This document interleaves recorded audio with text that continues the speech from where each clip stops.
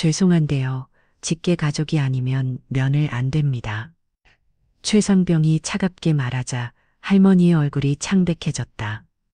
주한이는 우리 외손자인데 제가 키웠거든요. 규정이 그렇습니다. 죄송합니다. 75세 할머니는 새벽부터 버스 3번 갈아타고 왔지만 차가운 현실 앞에서 무력했다. 단 한 장의 서류가 없다는 이유로 가족은 서로를 볼 수 없었다. 그날 이후 사단 전체가 얼어붙기 시작하는데 여러분 잠깐만요. 혹시 지금 어디서 듣고 계신가요? 지금부터 본편이 시작됩니다. 구독과 좋아요 미리 눌러주시면 올 여름 행복한 기운 듬뿍 받으실 거예요. 그럼 지금 바로 이야기 시작합니다. 2025년 여름 뜨거운 햇볕이 내리쬐은 경북 문경의 한 여섯군 부대 정문 앞입니다. 아스팔트 위로 아지랑이가 피어오르는 오후 2시 허름한 검은색 블라우스를 입은 할머니 한 분이 정문 간척 그늘에 서 있습니다. 임재수 할머니였죠. 할머니의 모습은 누가 봐도 평범한 시골 할머니였습니다. 낡아서 색이 바른 검은색 마스크, 군데군데 실바지 풀린 블라우스, 그리고 손잡이가 닳아서 반질반질해진 인조가죽 핸드백을 들고 계셨습니다. 75세의 나이답게 허리는 약간 구부정했고 가끔씩 무릎을 주물러 주시는 모습에서 고생스러운 삶의 흔적이 엿보였습니다. 면회 등록하러 오셨습니까? 정문 초병이 정중하게 물었습니다. 할머니는 고개를 끄덕이며 떨리는 손으로 가방을 열었습니다. 가방 안에서는 구겨진 서류 몇 장과 함께 병원 처방전, 그리고 앞뒤둔 10,000원짜리 지폐 몇 장이 보였습니다. 네, 우리 주한이 김주한 병사 면회 왔습니다. 초병은 친절하게 면회실로 안내했습니다. 에어컨이 시원하게 틀어진 면회실에서 행정보급관 최상병이 서류를 받아들었습니다. 30대 중반의 최상병은 이미 부대 생활에 익숙해진 모습으로 할머니를 한번 훑어보더니 무심한 표정으로 서류를 들여다봤습니다. 이상하네요. 최상병의 표정이 점점 굳어졌습니다. 서류를 다시 한번 확인하더니 고개를 저었습니다.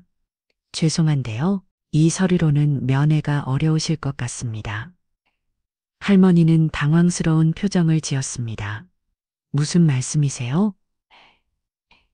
주한이는 우리 외손자인데 가족관계 증명서를 보니까요.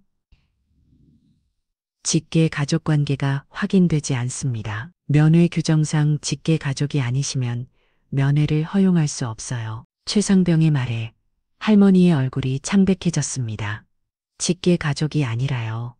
주한이 엄마는 우리 딸인데 그 애가 죽고 나서 제가 키웠거든요. 규정이 그렇습니다. 죄송합니다. 최상병은 차갑고 단호하게 말했습니다. 겉보기에 평범한 시골 할머니인 임재숙을 대수롭지 않게 여기는 듯 했습니다. 할머니는 한참 동안 말을 잇지 못했습니다. 서울에 있는 집에서 새벽 5시에 일어나 시외버스를 3번이나 갈아타고 왔는데 이런 일이 생길 줄은 꿈에도 몰랐습니다.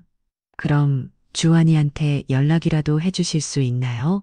할머니 왔다고 훈련 중이라서 개인 연락은 어렵습니다. 최상병의 말을 할머니는 깊은 한숨을 쉬었습니다. 그 순간 할머니의 눈빛에 뭔가 다른 것이 스쳤습니다. 슬픔과 함께 묘한 위험 같은 것이었죠. 하지만 최상병은 그것을 알아차리지 못했습니다. 오며 운년변에 삶이 머는 곤장과 다른 전우들과 함께 폭독한 여름 훈련을 받고 있었습니다. 23세의 주한은 성실하고 책임감 있는 병사였습니다. 땀에 젖은 군복을 입고 무거운 장비를 메고 뛰면서도 불평 한마디 없이 훈련에 임하고 있었습니다. 김주한 더 빨리 뛰어. 네, 부대장님. 주한은 할머니가 면회 왔다는 사실을 전혀 모르고 있었습니다. 할머니는 항상 군대 가서 고생하는데 괜히 걱정 끼치면 안 된다며 연락을 자주 하지 않으셨거든요. 한편 부대 식당에서 일하는 김영숙 아주머니가 우연히 면회 실합을 지나가 가다가 할머니를 보게 되었습니다. 50대 중반의 김영숙은 이 부대에서 10년 넘게 일해온 베테랑이었습니다. 할머니의 뒷모습을 보던 김영숙의 표정이 급변했습니다. 어? 저분? 설마 김영숙은 발걸음을 멈추고 할머니를 다시 한번 자세히 봤습니다. 허름한 옷차림에 가려져 있지만 분명히 어디서 본 얼굴이었습니다. 그런데 왜 이런 곳에 계실까요? 아니야, 그럴 리가 없어. 김영숙은 고개를 처음에 지나갔지만 계속해서 뒤를 돌아봤습니다. 할머니는 면회실을 나와 정문 밖으로 나왔습니다. 돌아가는 버스 시간을 확인해 보니 2시간이나 남아 있었습니다. 할머니는 정문 여름 느치나무 그늘 아래쪽으로 앉으셨습니다. 어차피 서울 가봐야 아무도 없어. 저 애라도 얼굴 한번 보려고 했는데 할머니는 혼자 중얼거리며 가방에서 물병을 꺼내 한 모금 마셨습니다. 그런데 이상했습니다. 비록 허름한 옷차림이지만 할머니가 물을 마시는 모습이나 앉아있는 자세에서 뭔가 범상치 않은 기품이 느껴졌습니다. 오후 4시가 되어가자 햇볕이 더욱 강해졌습니다. 할머니는 계속해서 부대 정문을 바라보며 앉아 계셨습니다. 혹시라도 주환이가 나올까 하는 마음에서였죠. 그때 김영숙 아주머니가 식당에서 설거지를 하다가 창문 밖으로 할머니를 다시 보게 되었습니다. 이번에는 할머니의 옆모습이 더 선명하게 보였습니다. 어머, 정말 그분이신가? 김영숙의 손에서 설거지하던 그릇이 떨어질 뻔했습니다. 수십 년 전 기억이 번쩍 되살아나기 때문입니다. 맞다, 분명히 그분이야. 그런데 왜 여기에? 그것도 이런 모습으로 김영숙은 급히 장갑을 벗고 창문 가까이로 다가갔습니다. 가슴이 두근거렸습니다. 만약 정말 그분이라면 이건 큰일이었습니다. 저녁 6시가 되자 부대 안에서는 저녁 식사를 알리는 나팔 소리가 들려왔습니다. 할머니는 여전히 정문 앞 그늘에 앉아 계셨습니다. 무릎이 아파서 자꾸 주물러 주시는 모습이 안쓰러웠지만 누구도 그 할머니가 누구인지 알지 못했습니다. 할머니는 면회 거절 후에도 부대를 떠나지 않고 정문 옆 그늘에서 계속 기다리고 계셨습니다. 저녁 7시가 되어도 8시가 되어도 자리를 뜨지 않으셨죠. 버스 시간은 이미 지났지만 할머니에게는 중요하지 않았습니다. 어차피 서울 가봐야 아무도 없어. 저놈이라도 얼굴 한번 보려 했지. 할머니는 중얼거리며 낡은 선수건으로 이마에 땀을 닦았습니다. 그 선수건에는 주환이가 어릴 때 수놓아준 작은 꽃무늬가 있었습니다. 그 시절을 떠올리며 할머니의 눈가가 촉촉해졌습니다. 한편 식당에서 마지막 설거지를 마친 김영숙 아주머니는 더 이상 참을 수가 없었습니다. 창문 너머로 보이는 할머니의 모습이 계속 머릿속을 맴돌았거든요. 김영숙은 급히 앞치마를 벗고 부대 본부 건물로 향했습니다. 장군님께 말씀드려야 해. 김영숙의 발걸음이 빨라졌습니다. 하지만 사단장 집무실은 이미 불이 꺼져 있었습니다. 장태석 소장은 저녁 회의 때문에 늦게까지 회의실에 있었거든요. 장군님 계십니까? 김영숙이 회의실 문을 두드렸습니다. 안에서는 여러 영관급 장교들과 함께 다음 날 훈련 계획을 논의하는 목소리가 들렸습니다. 무슨 일이지? 장태석 소장이 문을 열었습니다. 55세의 장태석은 카리스마 넘치는 인상에 날카로운 눈빛을 가진 군인이었습니다. 김영숙을 보자 살짝 눈살을 찌푸렸습니다. 김아주머니 지금 회의 중인데 죄송합니다. 장군님. 그런데 정말 급한 일이라서요. 김영숙의 목소리가 떨렸습니다.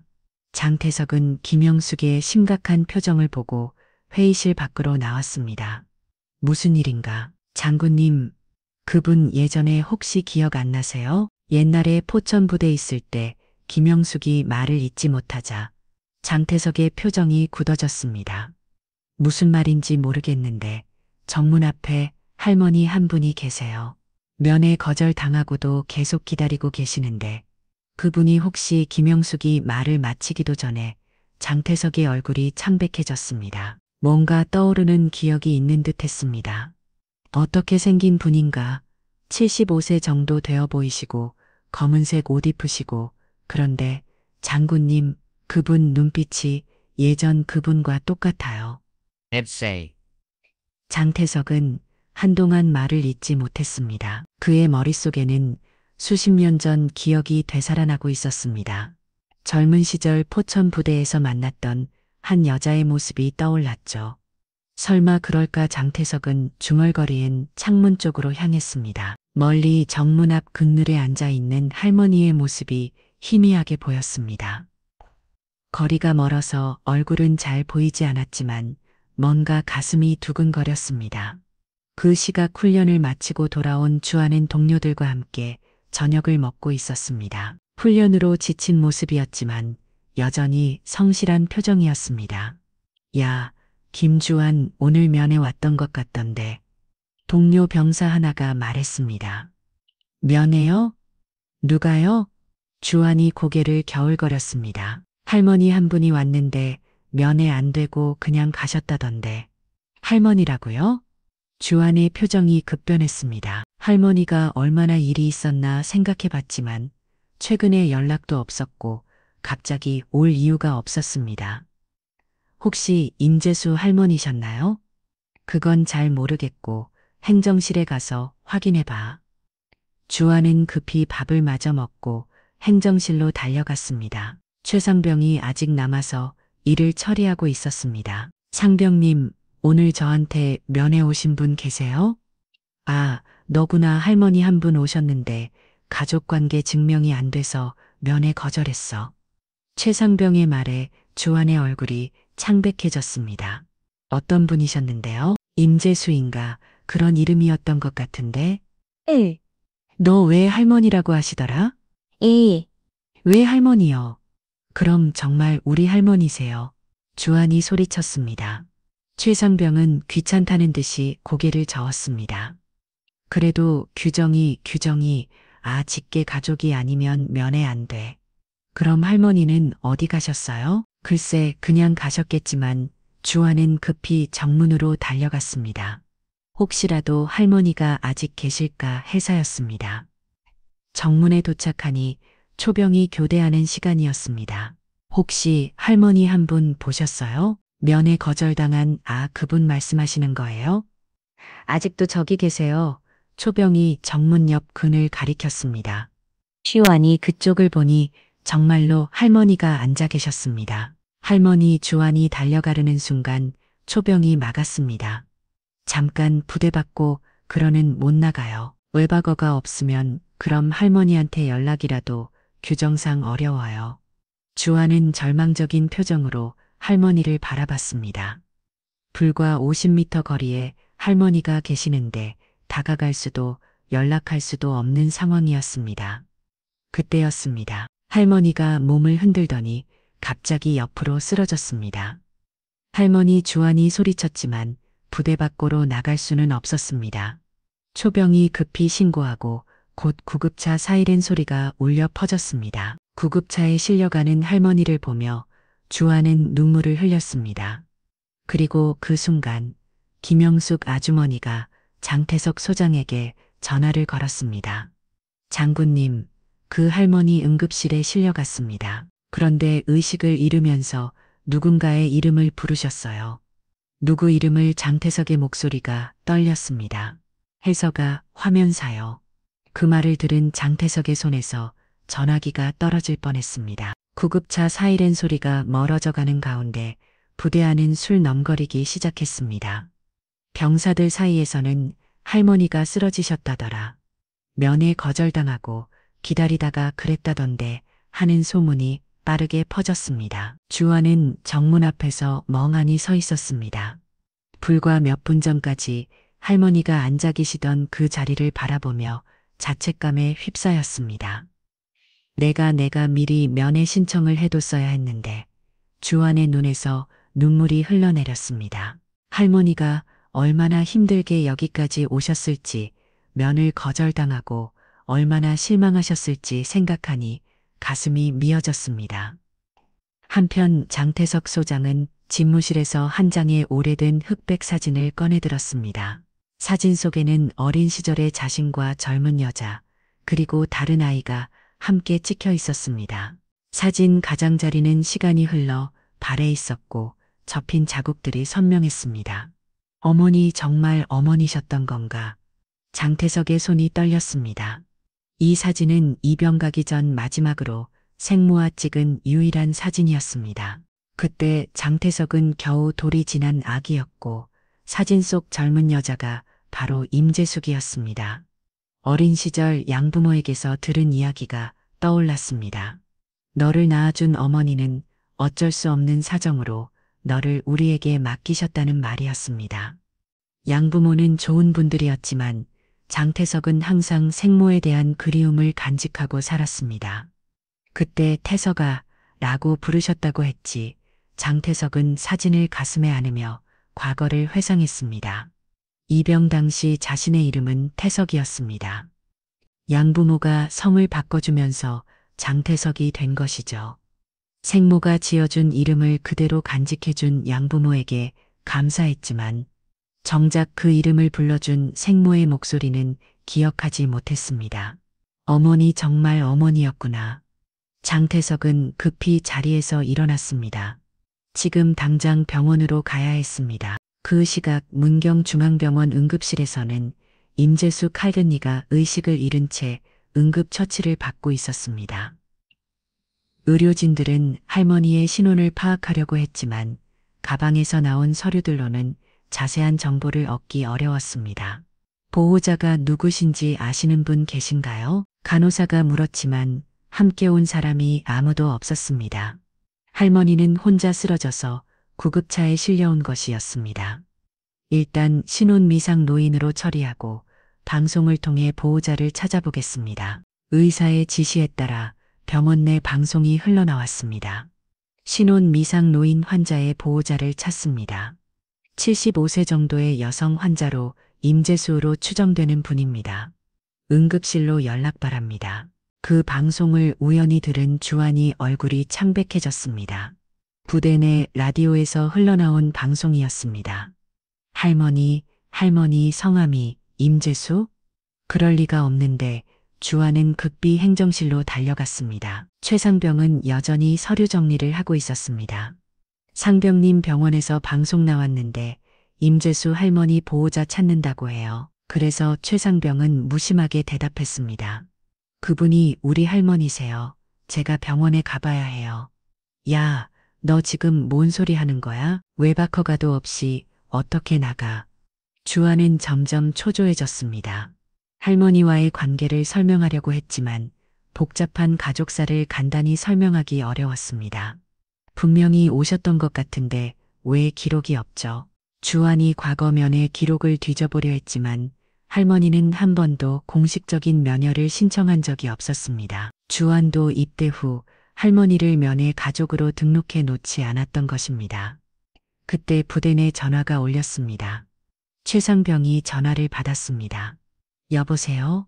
네, 행정실입니다. 전화 너머에서는 병원 직원의 목소리가 들렸습니다.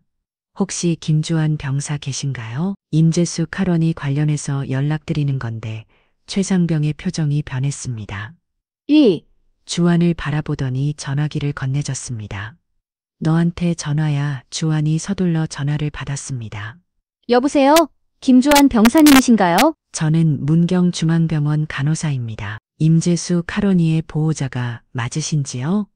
네, 맞습니다. 저희 할머니세요. 지금 상태가 어떠세요? 지금 응급처치는 마쳤고 탈수와 과로로 인한 실신으로 보입니다. 큰 위험은 없지만 보호자분이 오셔서 입원 수속을 해주셔야 해요. 주한의 가슴이 조금 놓였습니다. 생명에는 지장이 없다는 다행이었습니다. 그런데 제가 지금 군 복무 중이라 바로 나갈 수가 없어서요. 그럼 다른 가족분은 계시지 않나요? 아니요, 가족이 저희 둘뿐이에요. 주한은 목이 메웠습니다. 정말로 할머니와 자신뿐인 가족이었습니다. 어릴 적 부모에게 버림받은 후 외할머니 손에서 자란 주한에게는 할머니가 전부였습니다. 그때 부대 안에서는 김영숙 아주머니가 장태석 소장을 찾고 있었습니다. 집무실에 있다는 말을 듣고 급히 찾아갔습니다. 장군님, 장군님, 김영숙이 급하게 문을 두드렸습니다. 장태석이 문을 열자 김영숙은 숨을 헐떡이며 말했습니다. 장군님, 병원에서 연락 왔어요? 그 할머니 정말 임재숙이 맞대요. 그런데 무슨 일인가 장태석의 목소리가 떨렸습니다. 보호자가 없어서 입원 수속을 못하고 있다고 해요. 김주환 병사가 왜 손자라고 하는데 그 애는 부대에서 못 나가고 장태석은 더 이상 망설일 수 없었습니다. 그는 책상에서 차키를 집어들었습니다. 지금 당장 병원으로 간다. 장군님, 그럼 그분이 정말 김영숙이 놀란 표정으로 물었습니다. 장태석은 잠시 멈춰서 사진을 다시 한번 바라봤습니다. 김아주머니 일은 아무에게도 말하지 마시오. 네, 장군님. 장태석은 급히 부대를 나섰습니다. 수십 년 만에 다시 만나게 될 생물을 향해서 말입니다. 문경중앙병원 응급실 앞에 장태석 소장의 승용차가 급하게 멈춰섰습니다. 평소 침착하던 장태석의 모습은 온데간데 없었습니다. 차에서 내리자마자 큰 걸음으로 응급실로 향했습니다. 임재수 환자는 어디에 계십니까? 접수 데스크에서 물었을 때 장태석의 목소리는 떨리고 있었습니다. 간호사가 환자복을 입은 장태석을 보며 의아해했습니다. 보호자분이신가요? 신분증 확인 부탁드립니다. 장태석은 군인 신분증을 내밀었습니다. 간호사의 눈이 커졌습니다. 소장 계급장이 선명하게 보였거든요. 장군님, 그런데 환자분과는 어떤 관계이신지 그분은 장태석은 말을 잇지 못했습니다. 어떻게 설명해야 할까요? 수십 년 동안 찾지도 않았던 생물하고 말할 수 있을까요? 가족입니다. 장태석은 간신히 대답했습니다. 간호사는 더 이상 묻지 않고 병실로 안내했습니다. 응급실 3번 침대에 누워있는 임재숙 할미의 모습을 본 순간 장태석의 다리에 힘이 빠졌습니다. 산소 마스크를 쓰고 링거를 맞고 있는 할머니는 너무나 작고 여유해 보였습니다. Em nhớ đâu?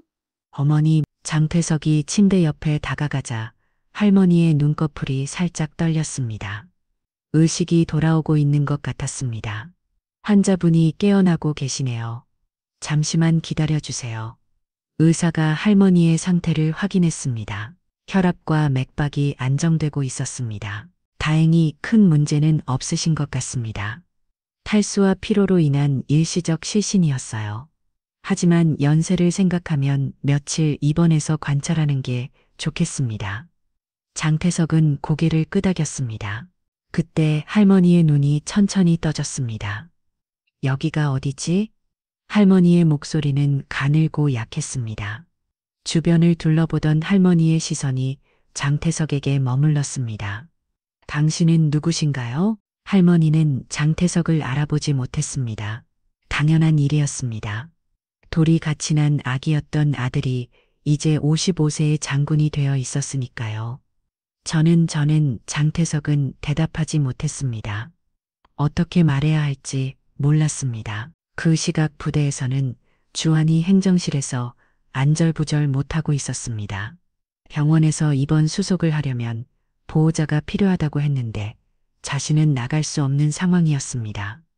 상병님, 정말 방법이 없을까요? 할머니가 혼자 계시는데 주한의 목소리는 절망적이었습니다. 최상병도 난감했습니다. 규정이 그런데 어쩌겠어? 응급 상황이라고 해도 절차는 밟아야지.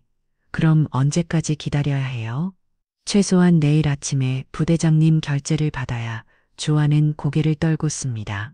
하룻밤을 할머니가 혼자 병원에 계셔야 한다는 뜻이었습니다. 안편 병실에서는 장태석이 할머니 곁에 앉아 있었습니다. 할머니는 여전히 장태석을 낯선 사람으로 여기고 있었습니다. 고맙습니다. 그런데 저를 왜 도와주시는 건가요? 할머니의 물음에 장태석은 가슴이 먹먹해졌습니다. 그냥 혼자 계시는 모습이 안쓰러워서요. 우리 주한이는 어떻게 됐을까요? 면회도 못하고 할머니가 걱정스러운 표정으로 말했습니다. 장태석은 그제서야 주한과의 관계를 알 수 있었습니다. 주한이가 누구죠? 우리 왜 손자예요? 군대에 있는데 오늘 면회 가려고 했다가 할머니의 목소리가 슬퍼졌습니다. 장태석은 큰 충격을 받았습니다. 그렇다면 주한은 자신의 조카였던 것입니다. 할머니 주한이 어머니는 어떻게 되셨는지 우리 딸 일찍 죽었어요. 그래서 제가 주한이를 키웠죠. 할머니의 말에 장태석은 더욱 혼란스러워졌습니다. 그렇다면 자신에게는 여동생이 있었다는 뜻이었습니다. 그런데 이미 돌아가셨다니 그 딸 분은 언제 주한이가 5살 때였어요. 교통사고로 할머니의 눈에서 눈물이 흘렀습니다. 장태석도 모르게 눈물이 났습니다. 만나보지도 못한 여동생이 있었다는 사실과 그 동생이 이미 세상에 없다는 사실이 가슴을 아프게 했습니다. 그래서 주한이 외는 가족이 없으신 거군요? 네, 그 애가 전부예요. 할머니의 말에 장태석은 복잡한 감정에 휩싸였습니다. 자신도 할머니의 아들인데 할머니는 그 사실을 모르고 계셨습니다. 그때 간호사가 들어왔습니다. 이번 수속을 해야 하는데 보호자 서명이 필요해요. 장태석이 서류를 받아들었습니다. 보호자란에 서명을 해야 했습니다. 관계가 어떻게 되시나요? 간호사의 질문에 장태석은 잠시 망설였습니다. 그리고 조용히 대답했습니다. 아들입니다. 할머니가 깜짝 놀란 표정으로 장태석을 바라봤습니다. 아들이라고요? 무슨 할머니, 제가 설명드릴게요. 장태석은 주머니에서 그 오래된 사진을 꺼냈습니다. 할머니가 사진을 보자 손이 떨리기 시작했습니다.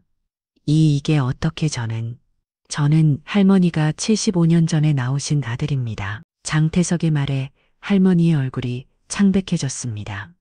태석이 너 정말 태석이냐? 할머니의 목소리가 떨렸습니다. 장태석은 고개를 끄덕였습니다. 네, 어머니, 저예요.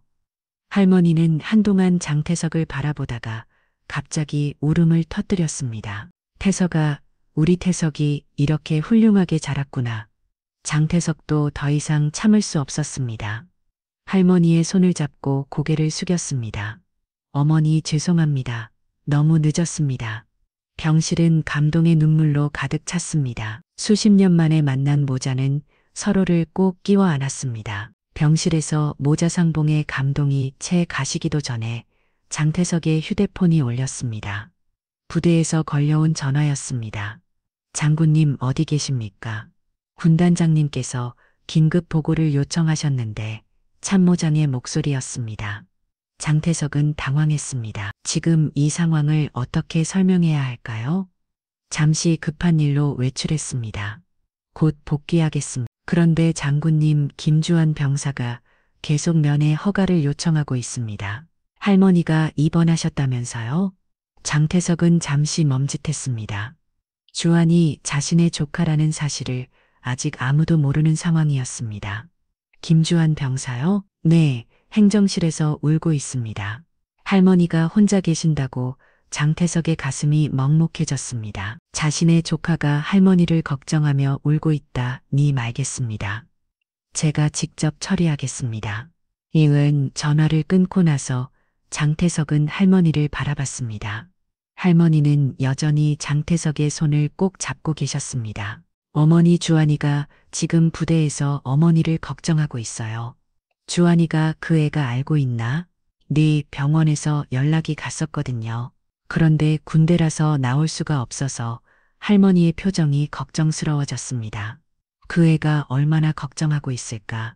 저 때문에 어머니, 제가 주한이를 데려오겠습니다. 장태석의 말에 할머니가 놀란 표정을 지었습니다. 그게 가능해요? 군대인데 저는 그 부대의 사단장입니다. 할머니는 더욱 놀라며 장태석을 바라봤습니다. 사단장이라고요? 우리 태석이가 내 어머니, 그리고 주한이는 제 부대 소속입니다.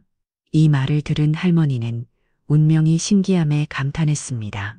잃어버린 아들이 장군이 되어 외손자와 같은 부대에 있다. 잠지 그럼. 주한이도 당신이 제가 돌보고 있었습니다. 예, 제가 돌보고 있었습니다. 물론 그때는 제가 누군지 몰랐지만요. 장태석은 일어서서 말했습니다. 어머니, 잠시 주한이를 데리러 가겠습니다. 곧 돌아올게요. 할머니는 고개를 끄덕였습니다. 하지만 얼굴에는 걱정이 가득했습니다. 태서가 이 일이 알려지면 당신에게 문제가 되지 않을까? 장태석은 잠시 멈춰섰습니다. 정말로 그랬습니다. 사단장이 개인적인 일로 규정을 얻은다면 큰 문제가 될 수 있었습니다. 괜찮습니다, 어머니. 이제 더 이상 숨기고 싶지 않아요. 부대로 돌아온 장태석은 곧바로 행정실로 향했습니다. 주한이 최상병 앞에서 계속 사정하고 있는 모습이 보였습니다. 탕병님, 제발 할머니가 혼자 계시는데. 야, 몇 번 말해. 규정이 규정이라고. 최상병이 짜증을 내는 순간 장태석이 문을 열고 들어왔습니다. 장군님, 최상병이 황급히 경례를 했습니다. 주한도 깜짝 놀라며 차렷 자세를 취했습니다. 김주한 병사 따라와. 장태석의 명령에 주한이 당황했습니다. 장군님, 저는 따라오라고 했다. 장태석의 단호한 목소리에 주한은 어쩔 수 없이 따라 나섰습니다. 최상병은 무슨 일인지 몰라 어리동절해 했습니다. 차 안에서 주한은 떨고 있었습니다. 무슨 잘못을 했나 생각해 봤지만 사단장이 직접 부르는 이유를 알 수 없었습니다. 김주한 병사, 네 장군님. 할머니 안부가 궁금하지. 주한이 깜짝 놀랐습니다. 장태석이 할머니를 알고 있다는 게 신기했습니다. 네, 그런데 장군님께서는 어떻게 지금 할머니를 만나러 가는 중이다. 정말요? 감사합니다. 장군님, 주한의 얼굴이 밝아졌습니다.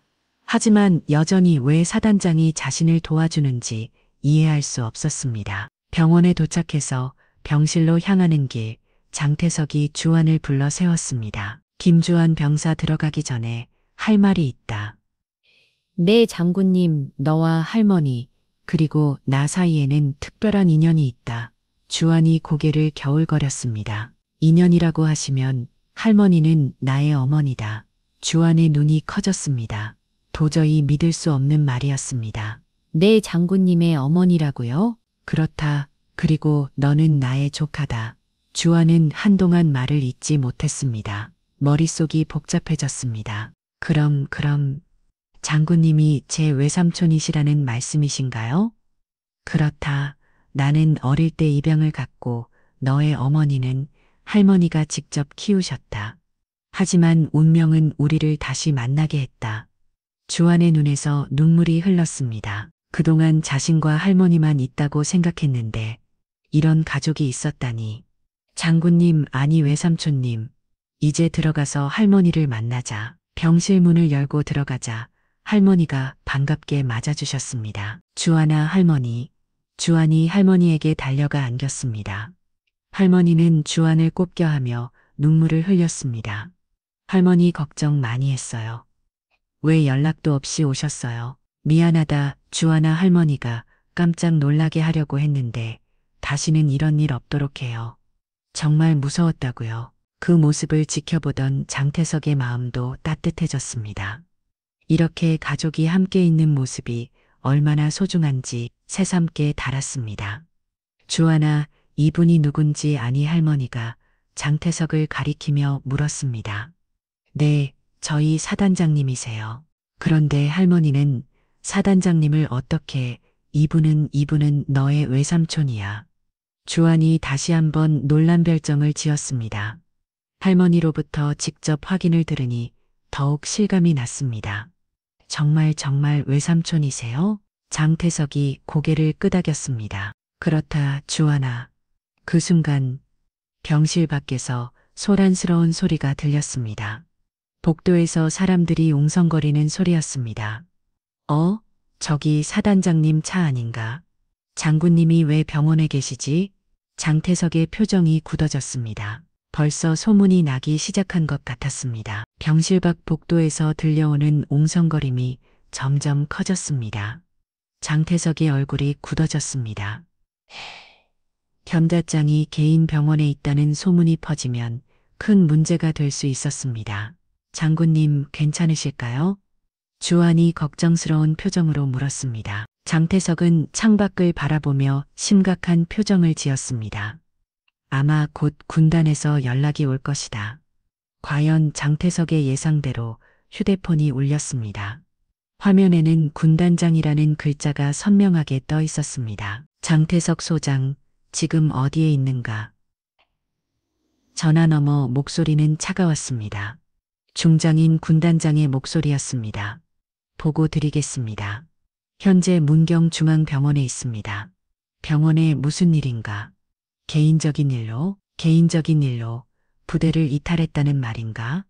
지금 당장 군단으로 와서 보고 와라. 전화가 끊어졌습니다.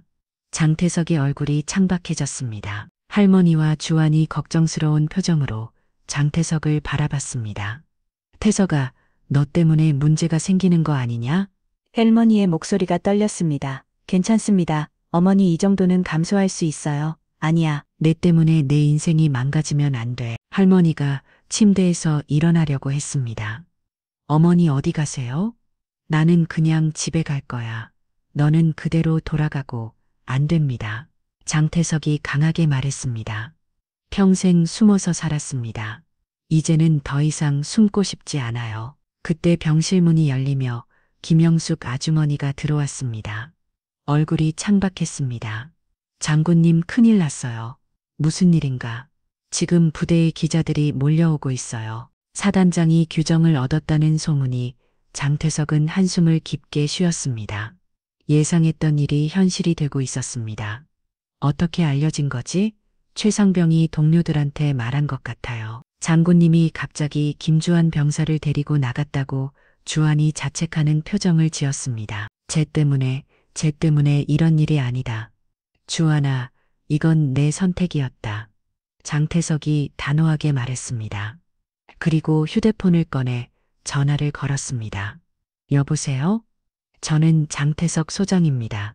긴급 기자회견을 요청합니다. 전화 너머에서 놀라는 소리가 들렸습니다. 장군님, 지금 상황에서 기자회견은 제가 직접 모든 것을 설명하겠습니다. 1시간 후에 부대 브리핑룸에서 진행해 주세요. 전화를 끄는 장태석이 할머니와 주환을 바라봤습니다. 어머니 주환아, 이제 모든 것을 공개하겠다. 태석아, 그러면 내가 어머니 평생 어머니를 찾지 못했던 것이 제 인생 최대의 후회입니다. 이제는 당당하게 어머니라고 부르고 싶어요. 할머니의 눈에서 눈물이 흘러내렸습니다. 1시간 후 부대 브리핑룸은 기자들로 가득 찼습니다. 지역 언론뿐만 아니라 전국 방송사 기자들까지 몰려들었습니다. 사단장이 개인적인 일로 규정을 위반했다는 게 사실인가요? 면회 거절당한 노인이 쓰러진 것과 관련이 있나요? 기자들의 질문이 쏟아졌습니다. 장태석이 단상이 올라섰습니다. 평소에 카리스마 넘치는 모습과는 달리 오늘은 어딘가 다른 느낌이었습니다. 안녕하십니까. 23사단장 장태석 소장입니다. 브리핑룸이 조용해졌습니다. 오늘 여러분께 말씀드릴 내용은 제 개인사와 관련된 것입니다. 장태석은 잠시 말을 멈추고 깊게 숨을 들이쉬었습니다. 어제 우리 부대 정문에서 면을 거절당한 할머니가 계셨습니다. 그분은 저의 어머니입니다. 브리핑룸이 술넘거렸습니다. 기자들이 메모를 하기 시작했습니다. 저는 생후 1년 만에 입양을 갔습니다. 그 후 55년 동안 생물을 찾지 못했습니다. 어머니는 그동안 혼자서 외손자를 키우며 살아오셨습니다. 장태석의 목소리가 떨렸습니다. 어제 면을 거절당한 그 할머니가 바로 저를 낳아주신 어머니였습니다. 그리고 그 외손자 김주환 병사는 저의 조카입니다. 기자들이 운성거렸습니다. 이런 드라마틱한 이야기를 예상하지 못했던 것입니다. 현행 면회 규정상 직계가족이 아니면 면회가 불가능합니다. 하지만 이 규정에는 허점이 있습니다. 입양, 이혼, 재혼 등으로 복잡해진 현대가족 형태를 반영하지 못하고 있습니다. 장태석이 목소리를 높였습니다. 75세의 할머니가 군대에 있는 외손자를 보러 왔는데 서류상 관계가 증명되지 않는다는 이유로 문전박대를 당했습니다. 이것이 과연 옳은 일입니까? 기자들이 집중해서 듣고 있었습니다. 저는 사단장으로서 이 규정을 전면 재검토할 것을 제안합니다. 혈연 관계나 정서적 유대 관계가 있는 가족은 모두 면회할 수 있도록 말입니다. 그때 한 기자가 손을 들었습니다. 그런데 장군님, 개인적인 일로 부대를 이탈한 것은 규정 위반 아닙니까? 장태석이 잠시 멈췄습니다. 그리고 단호하게 대답했습니다. 그렇습니다. 저는 규정을 위반했습니다. 하지만 55년 만에 만난 어머니를 혼자 병원에 두고 갈 수는 없었습니다. 그럼 처벌을 감수하시겠다는 말씀인가요? 그렇습니다. 하지만 저는 후회하지 않습니다. 어머니 앞에서 아들로서 당연한 일을 했을 뿐입니다. 그 순간 브리핑룸 뒤쪽 문이 열렸습니다. 휠체어를 탄 할머니와 주한이 들어왔습니다. 김영숙 아주머니가 휠체어를 미이고 있었습니다. 기자들이 모두 뒤를 돌아봤습니다. 할머니는 여전히 낡은 옷을 입고 계셨지만 그 얼굴에는 자부심이 가득했습니다. 어머니 장태석의 목소리가 떨렸습니다. 할머니가 마이크 앞으로 나왔습니다. 브리핑룸이 정적에 휩싸였습니다. 휠체어에 앉은 임재숙 할머니가 천천히 마이크 앞으로 나오자 모든 기자들의 시선이 집중되었습니다. 75세의 할머니는 여전히 낡은 옷차림이었지만 그 눈빛에는 흔들리지 않는 결의가 담겨 있었습니다. 저는 임재숙입니다. 할머니의 목소리는 떨렸지만 분명했습니다. 마이크를 통해 전해지는 목소리에 기자들이 숨을 죽였습니다. 어제 면회를 거절당한 할머니가 바로 저입니다. 할머니가 장태석을 바라봤습니다. 장태석은 단상에서 내려와 할머니 곁으로 다가갔습니다. 이 사람은 제가 55년 전에 나온 아들입니다. 당시 저는 20살이었고 미혼모였습니다. 기자들이 펜을 움직이기 시작했습니다. 할머니의 고백이 계속되었습니다. 가난했고 어렵고 아무것도 할 수 없었습니다. 그래서 아이를 좋은 집에 입양 보냈습니다. 할머니의 목소리가 메워졌습니다. 55년 동안 하루도 빼지 않고 그 아이를 생각했습니다. 잘 크고 있을까, 행복할까, 건강할까. 매일 밤 잠들기 전에 기도했습니다. 장태석이 할머니의 손을 잡았습니다. 할머니는 그 손을 꼭 잡고 계속 말했습니다. 그런데 어제 우연히 그 아이가 이렇게 훌륭한 군인이 되어 있다는 걸 알았습니다. 제가 가장 자랑스러워하는 아들이 할머니가 장태석을 바라보며 미소를 지었습니다. 장군까지 된 제 아들을 보니 그동안의 모든 고생이 보람으로 느껴졌습니다. 한 기자가 조심스럽게 질문했습니다. 그럼 어머님 장군님께서 규정을 얻으신 것에 대해서는 어떻게 생각하십니까? 할머니가 잠시 생각하더니 단호하게 대답했습니다. 제 아들은 잘못한 게 없습니다. 하지만 군인으로서 규정을 지키는 것이 규정보다 중요한 게 있습니다. 할머니의 목소리가 강해졌습니다. 사람의 마음이요. 어머니가 쓰러져 있는데 아들이 달려오는 게 잘못된 일입니까? 기자들이 할머니의 당당한 모습에 놀랐습니다. 겉보기에는 평범한 시골 할머니였지만 말씀 하나하나에 깊은 울림이 있었습니다. 저는 이 나라를 위해 평생을 바친 군인의 어머니입니다. 제 아들이 지금까지 어떻게 살아왔는지, 얼마나 성실하게 나라를 섬겨왔는지 여러분도 아실 거예요. 장태석의 눈에서 눈물이 흘러내렸습니다. 평생 자신을 자랑스러워해주는 어머니가 있었다는 사실에 감격했습니다. 그런 아들이 한 번 어머니를 위해 규정을 얻었다고 처벌받아야 합니까? 할머니의 질문에 기자들이 숙연해졌습니다. 그때 브리핑룸 뒤쪽에서 옹성거리는 소리가 들렸습니다. 부대 장병들이 하나둘씩 들어오고 있었습니다. 주한의 동료들, 최상병, 그리고 다른 간부들까지 모여들었습니다. 장군님, 한 병사가 소리쳤습니다. 하 장군님은 잘못하신 게 없습니다. 다른 병사들도 함께 외쳤습니다. 장군님, 장군님, 부대원들의 목소리가 브리핑룸을 가득 채웠습니다. 장태석이 감동받아 부대원들을 바라봤습니다. 그 순간 브리핑룸 문이 열리며 중장 계급장을 단 군단장이 들어왔습니다. 모든 사람들이 긴장했습니다. 장태석이 차렷 자세를 취했습니다.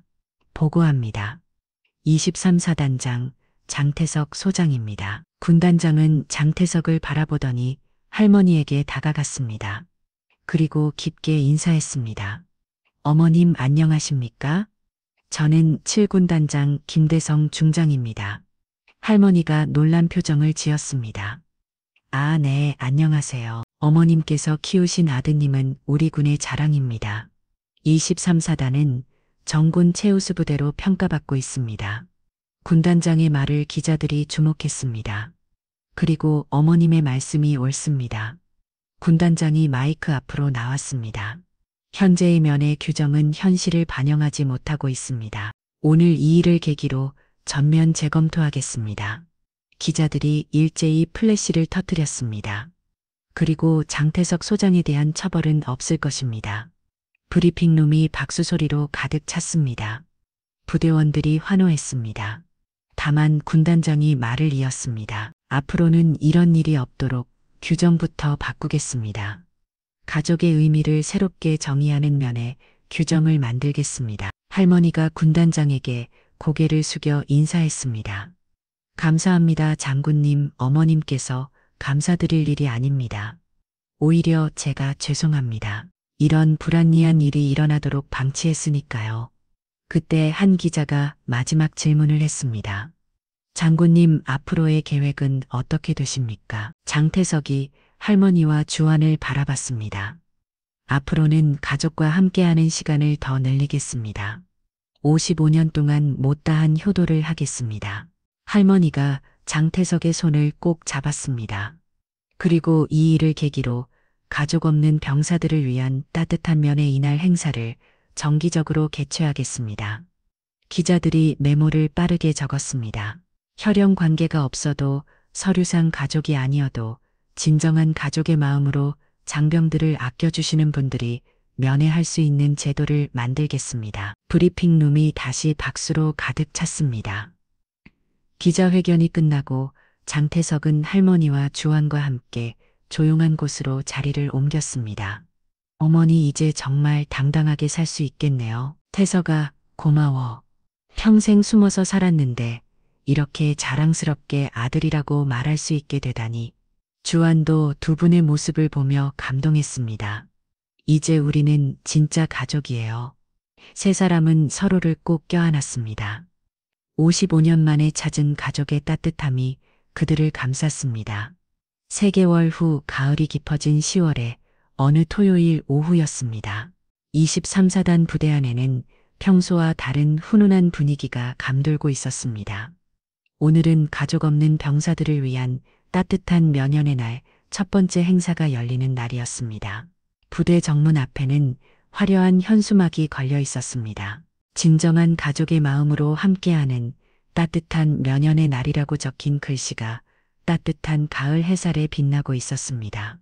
행사장으로 꾸며진 부대 운동장에는 여러 부스가 설치되어 있었습니다. 지역 주민들, 퇴역 군인 가족들, 그리고 자원봉사자들이 하나둘씩 모여들고 있었습니다. 가족이 없는 병사들을 위해 마음을 나눠라 온 분들이었습니다.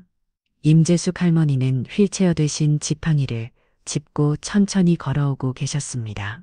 3개월 동안 건강이 많이 회복되신 모습이었습니다. 예전에 낡은 옷 대신 단정한 한복을 입고 계셨는데 장태석이 선물해드린 것이었습니다. 할머니 천천히 걸으세요.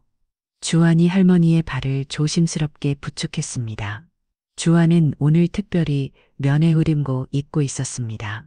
이제는 당당하게 할머니를 면해 가족으로 등록할 수 있게 되었거든요. 괜찮다, 주안아. 할머니가 이 정도는 걸을 수 있어. 할머니의 목소리에는 활기가 넘쳤습니다. 지난 3개월 동안 장태석과 주안이 번갈아가며 돌봐드린 덕분에 건강이 많이 좋아지셨습니다. 행사장 한쪽에서는 장태석 소장이 다른 간부들과 함께 행사 진행을 점검하고 있었습니다. 오늘의 장태석은 평소의 엄격한 사단장 모습과는 달리 부드러운 미소를 짓고 있었습니다. 보고합니다. 모든 준비가 완료되었습니다. 최상병이 보고했습니다. 3개월 전과는 달리 최상병의 표정에도 따뜻함이 느껴졌습니다. 그날의 일을 계기로 최상병도 많이 변했습니다. 수고했다. 오늘 행사가 잘 되도록 모두 최선을 다하자. 리 장군님 오후 2시 행사가 시작되었습니다. 사회를 맡은 김영숙 아주머니가 마이크를 잡았습니다. 김영숙은 이제 부대에서 가장 인기 있는 사람 중 하나가 되었습니다. 안녕하세요, 여러분. 오늘 이렇게 뜻깊은 행사에 참여해 주셔서 감사합니다. 운동장에 모인 사람들이 박수를 쳤습니다. 가족이 없는 병사들과 자원봉사자들이 함께 어울려 앉아 있는 모습이 보기 좋았습니다. 오늘 이 행사가 시작될 수 있었던 것은 한 할머니의 용기 덕분입니다. 임재수 할머니께서 나와주시겠어요? 할머니가 천천히 일어나 단상으로 향했습니다. 사람들이 따뜻한 박수로 맞아주었습니다. 헤이,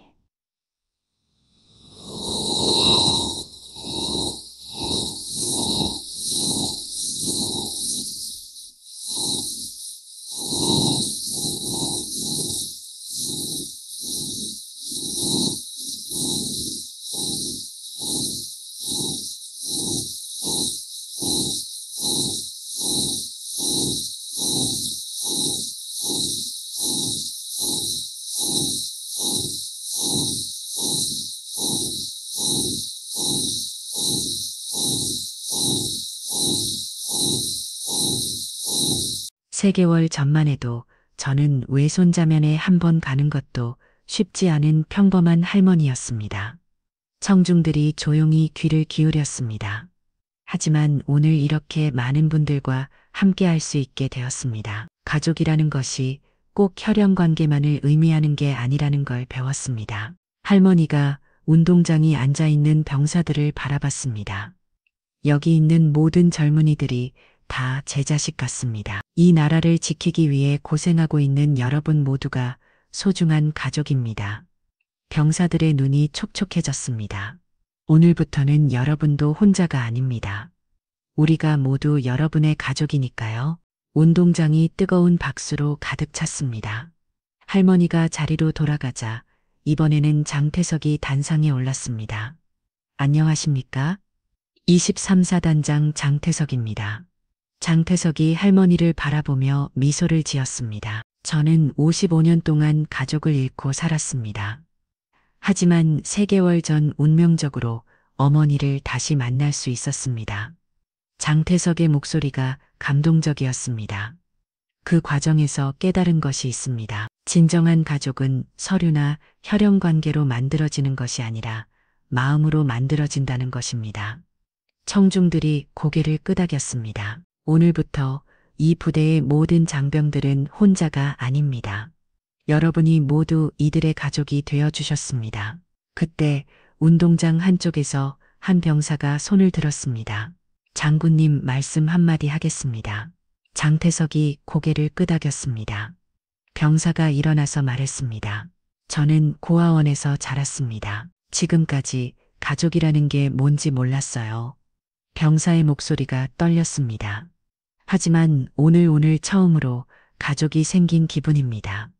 할머니 정말 감사합니다. 할머니가 그 병사를 향해 손을 흔들어 주었습니다. 병사의 눈에서 눈물이 흘러내렸습니다. 우리가 잃었던 가족 다시 찾은 기분이에요. 다른 병사들도 하나 둘씩 일어나 박수를 쳤습니다. 자원봉사자들도 함께 박수를 쳤습니다. 행사가 진행되면서 곳곳에서 감동적인 장면들이 연출되었습니다. 혼자 있던 병사들이 자원봉사자들과 함께 음식을 나누어 먹고 이야기를 나누고 웃음을 짓는 모습들이었습니다. 주아는 할머니와 장태석 사이에 앉아 행복한 표정을 짓고 있었습니다. 할머니 외삼촌 정말 행복해요. 그래 주하나. 우리 이제 진짜 가족이야. 할머니가 주안의 손을 잡으며 말했습니다. 앞으로도 계속 이렇게 함께 하자.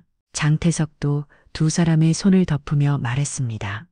해가 저물어 가는 저녁 무력 행사가 마무리되었습니다.